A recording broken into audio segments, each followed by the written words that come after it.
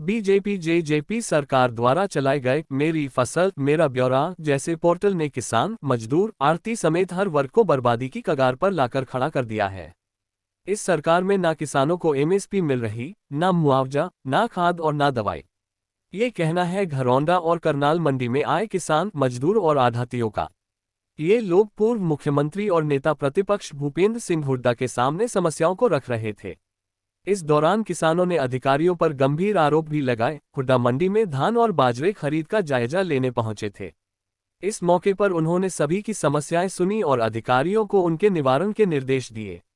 उन्होंने कहा कि गठबंधन सरकार हमेशा की तरह फसल व किसान की बेकदरी कर रही है। कई दिनों इंतजार के बावजूद मंडी में खरीद नहीं हो रही।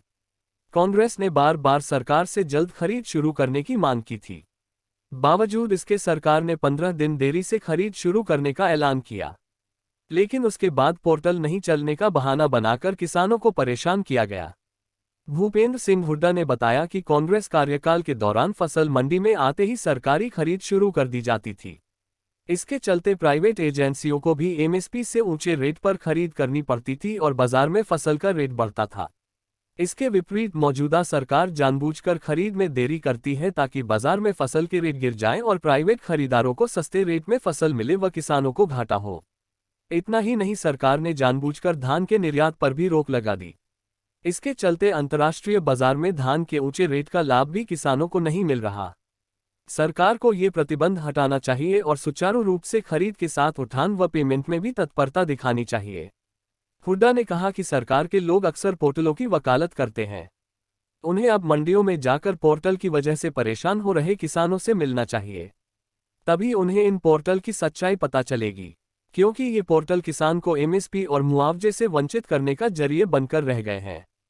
पूर्व मुख्यमंत्री ने कहा कि कांग्रेस सरकार द्वारा ही डिजिटाइजेशन की शुरुआत की गई थी, लेकिन इसका मकसद गैर जरूरी लंबी कतारों को खत्म करके जनता को ऑनलाइन सहूलियत उपलब्ध करवाना था।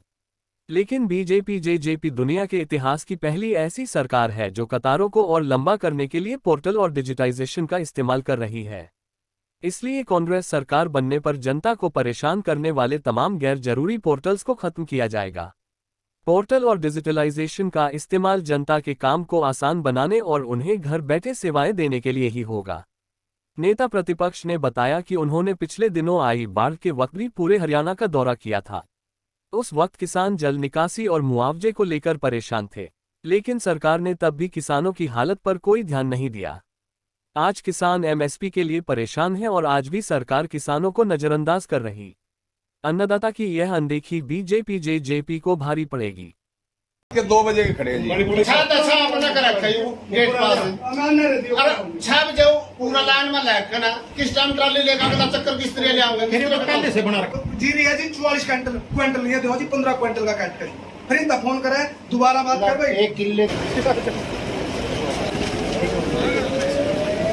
प्रत्यक्ष प्रमाण की जरूरत नहीं जी सर। आप ये सब यही है जी। किसान को कितनी भारी तकलीफ है जी। ये जो पोर्टल चला रखा है मेरी फसल मेरा ब्यौरा मेरा पहचान परिवार पहचान पत्र, ये सिर्फ ये जनता को तंग करने वाला पोर्टल है।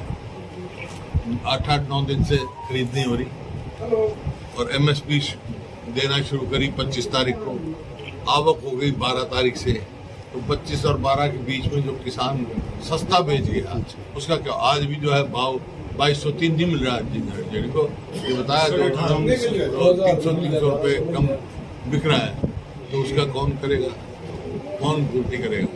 तो किसान को एमएसपी नहीं मिल रही, आड़ती को आड़त नहीं मिल रही, सब परेशान है। आड़ती के पास तो जगह ही नहीं है, लिफ्टिंग नहीं है। जब 1 लाख क्विंटल तो लिफ्टिंग बाकी है अभी यहाँ इस मंडी में, और आगे फसल का टाइम आया हुआ है, डीएपी नहीं है। भाव इतने बढ़ा दिए, किसान के खाद के रेट इतने बढ़ा दिए, लेकिन एमएसपी उस हिसाब से नहीं बढ़ी। लागत बढ़ गई है, खाद की कीमत बढ़ गई, कीटनाशक दवाइयों की बढ़ गई, ट्रैक्टर पार्ट्स की बढ़ गई, लेकिन इतने एमएसपी नहीं बढ़ी।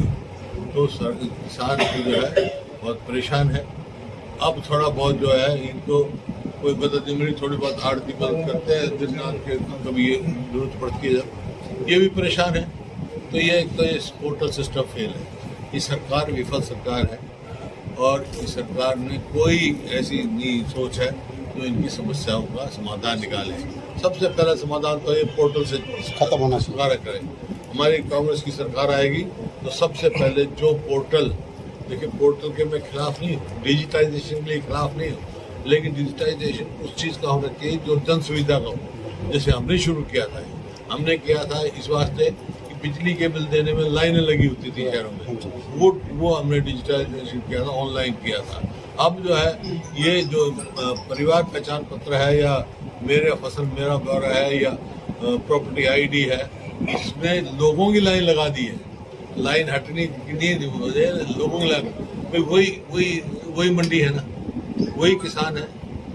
पहले किसान अपने खेत में से फसल देता, जब भी आके देता था, हम 9 दिन बन गया, पसीज जाएगा, फिर कहेंगे मॉइस्चर हो गया। ऐसे किसान को तो हर तरफ से परेशानी है। कई दफा कह चुका, एक व्यक्ति की बात नहीं है, ये जो है इस सरकार के बनने के बाद एक के बाद एक घोटाला, एक के बाद एक घोटाला सरकार है ये।